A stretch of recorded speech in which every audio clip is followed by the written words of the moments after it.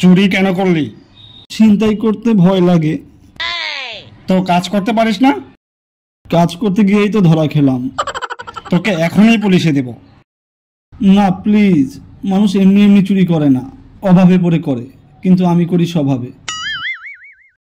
আমার এখনো মনে পড়ে, টাকার অভাবে দিনের পর দিন না খেয়ে থেকেছি। বিরিয়ানি আর মাংস ছাড়া কিচ্ছু খেতে পারিনি। বিরিয়ানি আর মাংস কোথায় পেতি? চুরি করতাম। তো ধরা খাস না?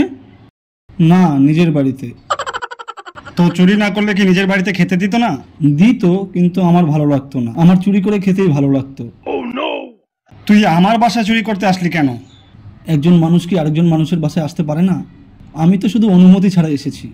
এতে যদি আপনার প্রবলেম হয় তাহলে আমার হাতের বাঁধনটা খুলে দিন, অনুমতি নিয়ে আবার চুরি করতে আসতেছি। চুরি করা যে খারাপ এটা তুই জানিস? একটা ভদ্রলোককে বেহুদা এত প্রশ্ন করা যে খারাপ সেটা আপনি জানেন? মানুষ মানুষকে এত প্রশ্ন করতে পারে না, অমানুষ মানুষকে এত প্রশ্ন করে। আচ্ছা, তুই যদি কথা দেস তুই আর চুরি করবি না, তাহলে তোকে আমি ছেড়ে দেব। আচ্ছা, কি আচ্ছা?